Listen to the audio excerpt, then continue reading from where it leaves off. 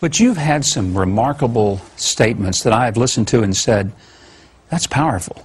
You've talked about the need of this country to pay attention to where we're headed, down a path that really is the equivalent of I think you've used the term, John, civil unrest. Yeah. What do you mean by that? Well, we're in a situation where, obviously, at this hour, we're being, the American people are being forced to do something they don't want to do. Let me say this. I'm here to validate all the millions of people who are opposed to the Obama health care.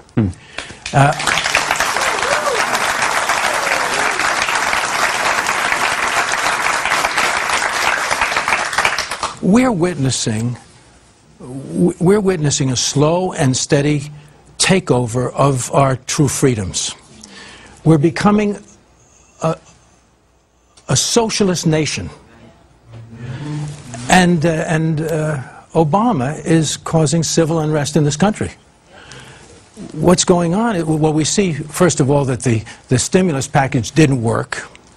And now we see the government taking over banks. We see the government taking over car companies, insurance. We're being told what cars we can drive, how much we can make. And now they want to take control of our health care and tell us what doctors we can see and what treatments we can have. The people don't want this. They don't want the government into their lives in this way. And they're happy with the health care they have. But it seems that Obama has made this a personal crusade now. And if it's successful, if he brings this off, then it will be his personal triumph. He says, he keeps repeating, this is not about me, this is not about me. He says that, but as we can see, it really is about him, and he's arrogant, and he's adamant that he's going to get this passed no matter what the outcry. And he's trying everything. Even the so-called God card. If you love God, he tells us, if you love God, then it's your duty to vote this health care bill in. He did a conference call, John, with 1,000 ministers last week, and if President Bush had done that or others had done that, they would have been castigated for invoking the God card. Yeah. But he did that, and the liberal press sort of said, oh, well, that's okay if he does that. Well, I say that they're taking away God's first gift to man, our free will. And if...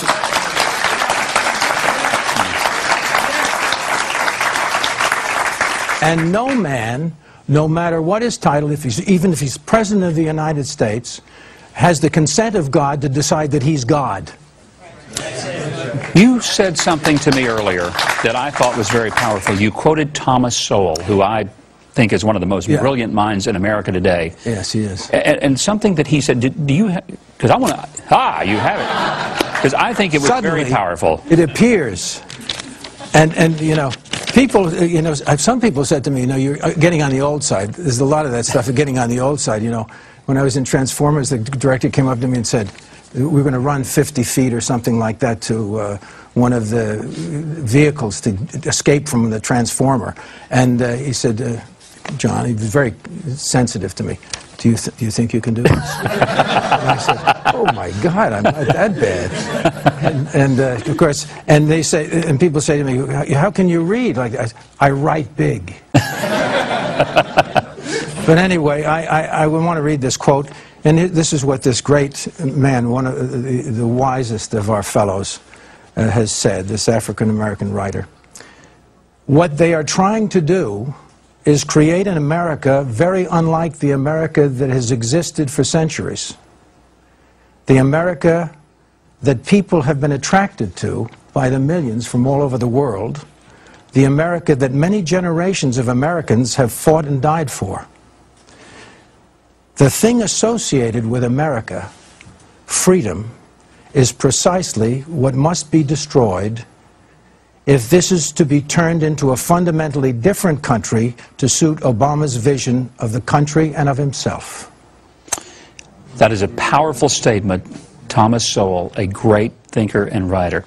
Right. John, I want to say thank you for coming and being here today, especially for your courage.